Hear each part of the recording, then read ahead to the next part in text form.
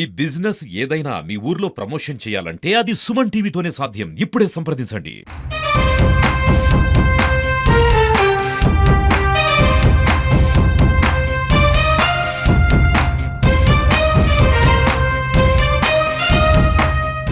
ప్రస్తుతం మనతో పాటు మాజీ మంత్రి పొలిట్ బ్యూరో సభ్యులు సర్వేపల్లి ఎమ్మెల్యే సోమిరెడ్డి చంద్రమోహన్ రెడ్డి గారు.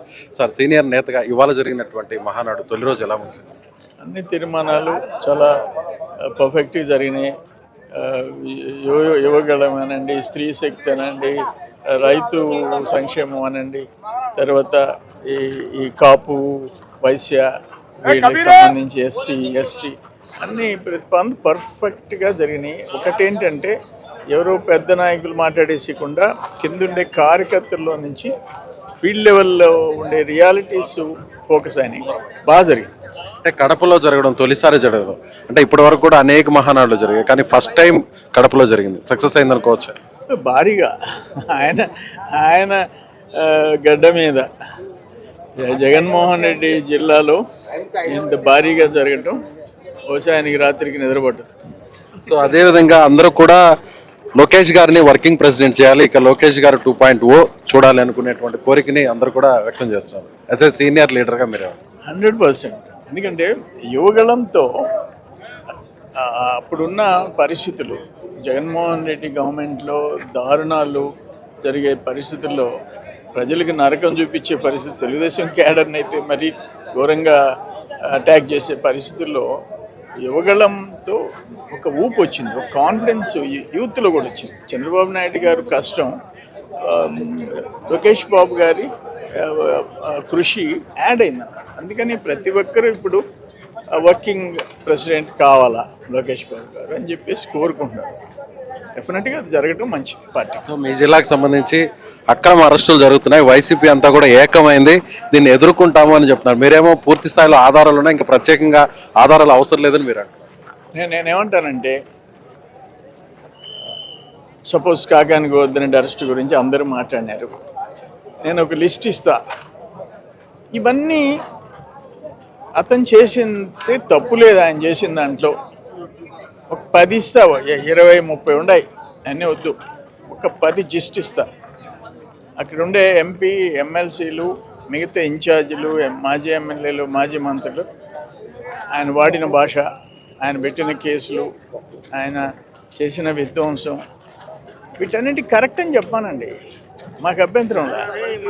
ఇంకా ఘోరంగా ఉంటుంది వాళ్ళ పార్టీ పరిస్థితి. ఫైనల్గా కాకాని అరెస్టుతో మొన్నటి వరకు విభేదాలు ఉన్నటువంటి వైసీపీ క్లీన్ స్వీప్ చేసినటువంటి తెలుగుదేశం మీద పోరాటం చేయడం కోసం అందరూ కూడా ఏకమయ్యారు అని అంటున్నారు. అంతే మీరు? I don't think so. Kakani మంత్రిగా ఉన్నప్పుడు కుటుంబాల మీద అతను వాడిన భాష, అతను చేసిన దోపిడీ, వాళ్ళ పార్టీలోనే ఇంటర్నల్గా డిస్కషన్, ఇది కరెక్ట్ కాదు, ఈ విధంగా చేయటం పార్టీకి నష్టం అనే చర్చ జిల్లాలో ఉంది. అందుకని ఇప్పుడు ఏదో పైనుంచి పార్టీ డైరెక్షను, మీరందరూ అడిగిపోండి, జైలు తిరిగిపోండి, కోర్టు తిరిగిపోండి అంటే పోవటం, కానీ రియాలిటీ ఏంటో వాళ్ళకి తెలుసు. నేను మొన్న కూడా మీడియాలో అడిగాను, ఇవన్నీ కరెక్ట్ అంటే ఈ భాష వాడటం అన్నా, వాటిని గురించి ఎవరు మాట్లాడేవాళ్ళు లేరు. సో మంత్రిగా పనిచేసినటువంటి వ్యక్తినే ఏకంగా అరెస్ట్ చేశారంటే ప్రభుత్వం ఇక మీదట చాలా సీరియస్గా ఉండబోతుంది. ఇంకా చాలా మంది మంత్రులు కూడా లిస్టులో ఉన్నారు అనేటువంటి ఒక వాదన వినిపిస్తుంది. రెడ్ బుక్ ఓపెన్ అవుతుంది ఒక్కొక్క పేజీ అని. నేనేమంటానంటే, చట్టం తన పని తాను చేసుకుంటూ పోద్ది.